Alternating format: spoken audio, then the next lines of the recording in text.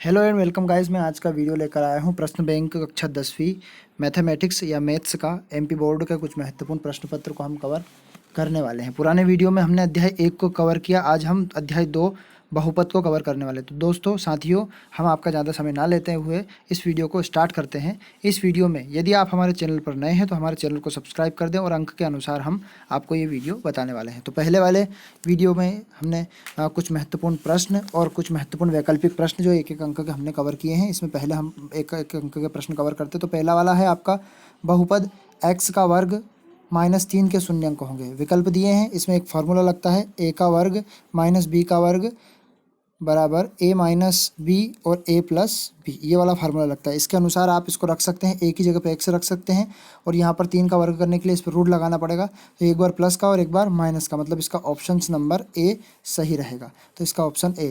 बहुपद x का square minus x plus x minus 12 के शून्यंक का गुणनफल क्या होगा। तो पहले तो योगफल और गुणनफल निकालने के लिए सबसे पहले हम a का मान इसमें क्या है हमारे पास 1, b का मान कितना है हमारे पास 1 और c का मान है -12। अब इसके लिए फॉर्मूला याद होना चाहिए। तो अल्फ़ा इंटू बीटा c बटा a, और c की वैल्यू क्या है हमारे पास, c की वैल्यू है -12 और a की वैल्यू है 1। तो इसका आंसर रहेगा आपका -12, मतलब इसका ऑप्शन नंबर बी सही रहेगा। अब आगे बढ़ते हैं। एक्स स्क्वायर प्लस ए एक्स प्लस 2 का एक गुणनखंड x प्लस 1 है, तो a का मान ज्ञात कीजिए। तो a का मान यहाँ निकालना है, तो इस a को बराबर के इधर 1 को ले जाएं हम। ये काय का हो जाए माइनस का, और माइनस का 1 का वर्ग कर देंगे यहाँ पर, और इसमें से 2 में से 1 को घटाएंगे तो कितना बचेगा 1, और यहाँ पर एक माइनस का, तो 1 उधर जाएगा तो वो काय का हो जाएगा आपका माइनस का। तो आपका मान क्या रहेगा आपका, इसका आएगा ऑप्शन नंबर डी, इसका सही रहेगा, मतलब थर्ड वाला। सॉल्व करना है तो सॉल्व ऐसे कर सकते हैं, इस बराबर के इधर x को ले जाते हैं तो ये 1 का माइनस के 1 का वर्ग हो जाएगा, और 1 का वर्ग, और ये a माइनस 1 प्लस आपका 2 हो जाएगा। तो 1 का वर्ग तो 1 ही होता है, और 1 में 2 को जोड़ दिया हमें 3 हो गया, बराबर का उधर ले गए माइनस का, और ये वाला 1 माइनस का, माइनस माइनस हो जाए a की वैल्यू आपकी 3 हो जाएगी। चौथा वाला ऑप्शन आपका एक एक्स का वर्ग बी एक्स प्लस सी के शून्यंक अल्फा और बीटा है, तो अल्फा इंटू बीटा का मान ज्ञात कीजिए। तो अल्फा इंटू बीटा क्या होता है आपका c बटा a। तो ये आपका ऑप्शन नंबर ए वाला सही रहेगा। एक द्विघात बहुपद एक्स का square plus b x plus c के शून्यंक अल्फा और बीटा, तो अल्फा प्लस बीटा का मान ज्ञात कीजिए। तो अल्फा प्लस बीटा होता है आपका माइनस का बी बटा है। मतलब हम कह सकते हैं 1 नंबर के वैकल्पिक प्रश्न में अभी तक आपको शून्यंक के बारे में ही आया है। अब अगला देखते हैं, द्विघात बहुपद के अधिकतम शून्यंक कितने हो सकते हैं। तो इसके 2 शून्यंक हो सकते हैं। रेखीय बहुपद के अधिकतम शून्यंक हो सकते हैं, तो इसका एक ही शून्यंक होता है। ऑप्शन के आंसर भी यहाँ पर नीचे दिए हुए हैं, लेकिन हम जानते हैं कि द्विघात समीकरण ये होता है ax का वर्ग, तो इसको जब सोल्व करते हैं तो 2 शून्यंक निकलते हैं। और रेखीय बहुपद मतलब केवल ax जिसकी घात नहीं होती है, तो उसका अधिकतम शून्यंक कितना हो सकता है 1 हो सकता है। तो ये हम जानकारी रखते हैं। 2 बहुपदों का गुणनफल खालिस्तान होता है। तो 2 बहुपदों का गुणनफल क्या होता है, यदि 2 बहुपद का जब हम गुणा करते हैं तो इनका गुणनफल एक बहुपद ही प्राप्त हमें होता है। तो इसमें यहाँ एक बहुपद लिख सकते हैं। चर के वे मान जिनके बहुपदों में रखने पर वहाँ मान बहुपद का मान शून्य हो जाता है वहाँ कहलाता है, तो वो शून्य, उसका क्या कहलाता है शून्यंक। क्यों कि जब उसको मान रखेंगे तो उसको संतुष्ट कर देगा, बराबर 0 आ जाएगा, तो उसका शून्यंक आ जाएगा।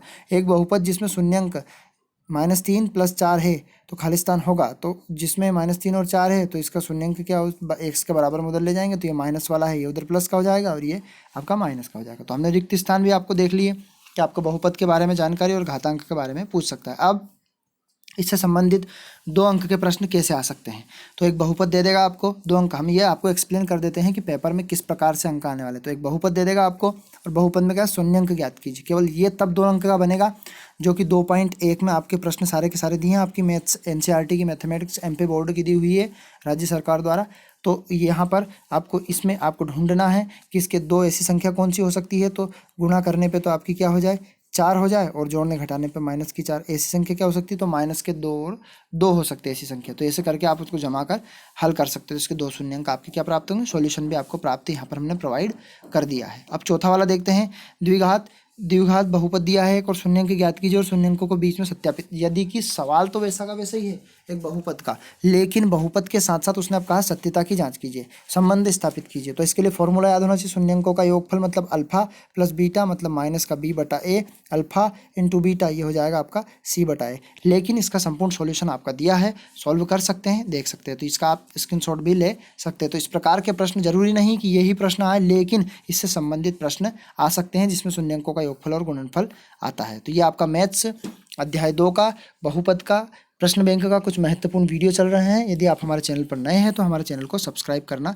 ना भूलें। ये संबंध स्थापित करने के बाद अगला प्रश्न देखते हैं। यहाँ पर कह दिया उसने एक बहुपद दे दिया जिसमें फार्मूला, ये भी 4 अंक का आने वाला, तो इस प्रकार के प्रश्न आपके 4 अंक के आएंगे।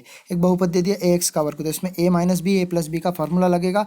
वर्ग बनाने के लिए √3 पर हमने क्या लगा दिया, इस पर 3 पर रूट लगा दिया जिससे कि वर्ग बन जाएगा, और एक बार प्लस एक बार माइनस से खोल दिया और शून्यंक ज्ञात कर लिया हमने, और शून्यंक के बीच में संबंध आपको सूत्र हमने बता दिए।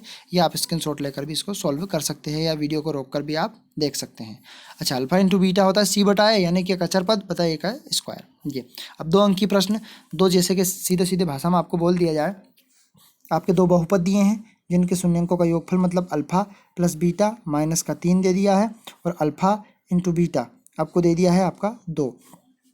तो एक बहुपद आपको याद होना चाहिए इसके लिए, एक्स का वर्ग minus alpha plus beta into x, और ये अल्फा इंटू बीटा। अब यहाँ पर सीधा सीधा यदि मैं आपको बता दूँ, 2 अंक का प्रश्न है, तो सीधा सीधा मैं यदि आपको बता दूँ इस समीकरण में, जो समीकरण मैंने लिखा था आपको, एक्स का वर्ग minus alpha plus beta x साथ में और ये अल्फा इंटू बीटा से, यदि सीधा सीधा सवाल हल करें इसको, तो इसका बहुपद कैसे बनेगा, माइनस ये माइनस, सुनना, ये अल्फा प्लस बीटा का मान माइनस का 3, तो ये माइनस माइनस प्लस हो जाएगा 3x, और अल्फा इंटू बीटा की जगह क्या रख देंगे, प्लस का 2। तो डायरेक्ट हमारा आंसर क्या आ गया। तो ये इस प्रकार से 2 अंक का प्रश्न आपका बन सकता है। इसकी जगह पर कोई से भी 2 शून्यंक का योगफल और गुणनफल दे सकते हैं। इसी प्रकार अगला वाले स्टेप में भी ऐसा का ऐसे ही सवाल दिया है, अगले वाले सवाल में भी, कि दोनों के बीच में योगफल और गुणनफल दिए हैं, तो इनका द्विघात समीकरण ज्ञात करना। तो वैसे के वैसे फार्मूले में मान रख सकते हैं, ये आपके दिए हैं, इसमें आप सीधा सीधा मान, उसने थोड़ा अलग किया, हमने थोड़ा अलग किया है, लेकिन कैसा भी कर सकते हो।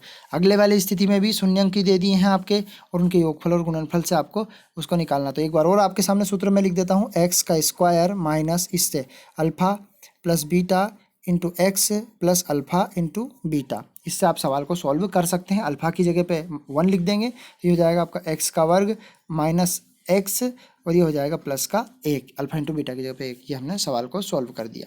अब ये हमने इसको कोविड की वजह से जो हटाए हैं वो पार्ट नहीं बताए हैं। टोटल 8 क्वेश्चन थे, आपको 8 क्वेश्चन समझा दिए, और हमने ये बताया कि कौन सा प्रश्न 4 अंक का आने वाला है और कौन सा प्रश्न 2 अंक का आने वाला है। इस प्रकार से इन प्रश्नों को आप सॉल्व करें। आप सभी को बेस्ट ऑफ लक, परीक्षा की अच्छी तैयारी करें। जय हिंद साथियों, मैं अगले वीडियो में जल्द से जल्द आपके सामने अध्याय 3 का वीडियो प्रोवाइड करने वाला हूँ, जो कि मैथ्स का है। धन्यवाद।